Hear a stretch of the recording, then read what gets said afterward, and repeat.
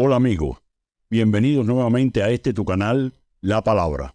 Hoy hablaremos del Imperio Romano que dominó el mundo por 1000 años y que tuvo un impacto significativo en la Biblia, especialmente en el Nuevo Testamento.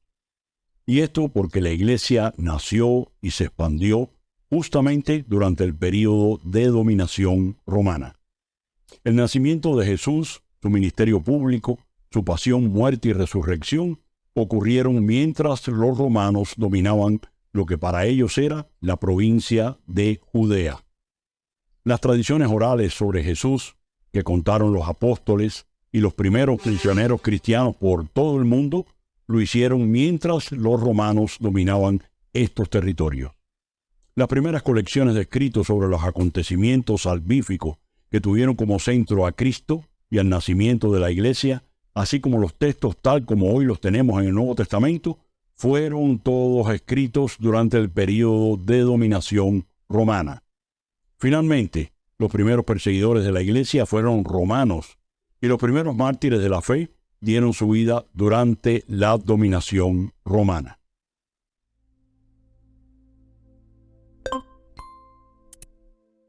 Eso hace que el factor político y social más importante en la época del nacimiento del cristianismo fuera la amplitud y el poder de Roma. Entonces, otro criterio importante para comprender bien el Nuevo Testamento será tener presente una buena idea de cómo se fue expandiendo este imperio por el mundo y cómo dejó su presencia una huella en las Sagradas Escrituras. En torno al año 275 a.C., Roma ya había extendido su poder a casi toda la península itálica, pero no fue hasta el año 63 a.C. en que el general Pompeyo invade Judea y la anexa al Imperio Romano.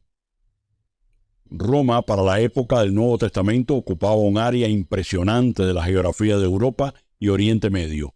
Todo lo marcado con color más oscuro en este mapa era Roma. Ese es el mundo civilizado por su cultura. El resto eran considerados para ellos bárbaros. El mar que quedaba en el centro se llamaba Mediterráneo, justamente porque quedaba en medio de la tierra. Ellos acostumbraban a referirse a él como el Mare Nostrum, o sea, nuestro mar, porque quedaba en el centro de su imperio y lo comunicaba militar y económicamente con casi cualquier sitio. A partir del año 29 a.C., con el emperador César Augusto, comenzó por todo el territorio conquistado una era de paz. La famosa paz romana consistía básicamente en permitir a los pueblos conquistados una cierta autonomía en materia de gobierno civil y religioso, mientras no alterasen el orden público y pagasen puntualmente sus impuestos. Esta paz se prolongó hasta casi finales del siglo II después de Cristo en todo el imperio, exceptuando la provincia de Judea, ya que los judíos eran indomables y no se sometían del todo a su estilo de vida. El período de entre el nacimiento de Cristo, que se suele datar unos 7 años antes del comienzo de esta era moderna en la que vivimos hoy, y el final del siglo I, vivieron y reinaron en Roma 10 emperadores. Estos dejaron su huella en algunos escritos del Nuevo Testamento, así como de la primitiva literatura cristiana extratestamentaria. Veamos ahora quiénes fueron los primeros emperadores romanos. Los primeros 5 emperadores que gobernaron Roma pertenecieron a la dinastía Julio-Claudia. El primer emperador romano se llamó Cayo Julio César Octaviano, conocido como César Augusto. Gobernó desde el año 27 a.C. hasta el año 14 después de Cristo, convirtiéndose en el primer emperador romano con un reinado tan prolongado en la historia. Este reinaba en Roma cuando nació Jesús. El segundo se llamó Tiberio Julio César Augusto, conocido como Tiberio. Gobernó desde el año 14 hasta el 37 después de Cristo. Era hijo de la segunda esposa de Augusto, de notables actitudes militares y destacó por su papel en las campañas germánicas. Era quien reinaba durante toda la etapa del ministerio público de Jesús. Cuando Jesús pide en el Evangelio de Mateo que le traigan una moneda y pregunta ¿de quién es esta imagen? Y le responden del César. Era de Tiberio, de quién hablaban. El tercero se llamaba Cayo Julio César Augusto Germánico y fue conocido como Calígula, que gobernó desde el año 37 hasta el año 41 después de Cristo. Era hijo de Germánico, quien a su vez era hijo adoptivo del emperador Tiberio. Se caracterizó por ser tremendamente cruel y depravado. Pretendió poner en el templo de Jerusalén una estatua suya para que le ofrecieran sacrificios diarios como a un dios. Y esto casi comienza una guerra con los judíos. Murió antes de que se realizara tal abominación. El cuarto se llamaba Tiberio Claudio Druso Nerón Germánico. Fue conocido como Claudio y gobernó desde el año 41 hasta el año 54 después de Cristo. Era cojo, epiléptico y tartamudo, y por esta razón era tenido por tonto en la corte, evitándose algunas purgas familiares por la sucesión al trono. Pero los tontos no llegan nunca a emperadores. El quinto se llamaba Lucio Domitio Claudio Nerón. Fue conocido como Nerón, era hijo de la segunda mujer de Claudio y casado con Octavia, otra hija de Nerón. Gobernó Roma desde el año 54 hasta el año 68 después de Cristo, después de que su madre asesinara al emperador Claudio. Bajo el reinado de Nerón comenzaron las cruentas persecuciones contra los cristianos.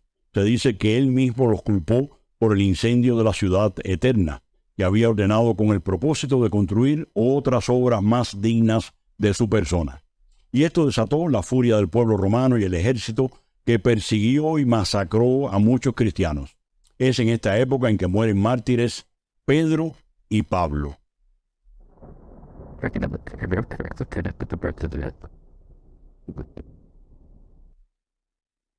Después de estos, llega al poder una nueva generación de emperadores, correspondiéndose con el período en que comienza a crecer la literatura cristiana neotestamentaria. Estos nuevos emperadores pertenecían a la dinastía Flavia y Antoninos. El primero de ellos se llamaba Tito Flavio Vespasiano Augusto, conocido como Vespasiano. Fue un político y militar romano que gobernó Roma desde el año 69 hasta el año 79 después de Cristo. Este fue el general romano que enfrentó la primera revuelta judía del año 66 después de Cristo. El segundo se llamó Tito Flavio Vespasiano. Fue conocido como Tito. Era el hijo mayor del emperador Vespasiano y antes también un general famoso del ejército. Tito gobernó Roma entre los años 79 y 81 después de Cristo. Es tristemente célebre por haber tomado y destruido totalmente la ciudad santa de Jerusalén y el templo a Yahvé en el año 70 después de Cristo. El tercero se llamaba Tito Flavio Domiciano y fue conocido como Domiciano. Era también hijo de Vespasiano y hermano de Tito. Gobernó Roma desde el año 81 hasta el año 96 después de Cristo. Se le recuerda por su cruel persecución de cristianos. El cuarto emperador se llamaba Marco Cosello Nerva y fue conocido como Nerva. Este dio comienzo al gobierno de otra familia, normalmente referenciada en la historia como la dinastía de los Antoninos. El emperador Nerva gobernó Roma desde el año 96 hasta el 98 después de Cristo. Su reinado trajo cierta estabilidad después de las turbulentas sucesiones de sus predecesores. Finalmente estaba el emperador Marco Ulpio Trajano, conocido como Trajano. Fue el primer emperador romano procedente de Hispania, lo que hoy es España, y considerado uno de los más grandes emperadores de Roma. Gobernó desde el año 98 hasta el año 117 después de Cristo, proclamado en vida como Optimus Princes y tras su muerte elevado a Dios por el emperador Adriano, ya en el siglo II. En el año 66 después de Cristo comenzó la llamada Primera Guerra Judía contra el invasor romano. En ella, como antes dije, participaron los generales Vespasiano y Tito, que luego fueron sucesivamente emperadores en Roma. A Tito se le recuerda por haber destruido la ciudad y el templo de Jerusalén, agrandados en los tiempos de Herodes el Grande. Todavía hoy, en la ciudad eterna de Roma, se erige muy cerca del Coliseo el Arco del Triunfo, que recuerda su entrada triunfante en la capital con los tesoros robados del templo. En el año 131 después de Cristo, el emperador Adriano comenzó la construcción de una nueva ciudad al estilo romano sobre las ruinas de Jerusalén, que llamó Aelia Capitolina. Todavía quedan algunos restos de estas como mudos testigos de tales atropellos. Allí, en la explanada donde antes estaba el templo de Jerusalén, construyó un santuario al dios Júpiter. De más está decir que esto motivó una nueva rebelión popular conocida como la Segunda Guerra Judía, librada por Bar Kokhba, que acabó en el año 135 después de Cristo con la toma del último reducto rebelde en la fortaleza de Masada, una fortaleza de invierno construida por Herodes el Grande en el desierto, muy cerca del Mar Muerto. Allí resistió el último reducto judío hasta la toma por parte de los romanos. Pero esto es una historia muy interesante que te contaré en otro video.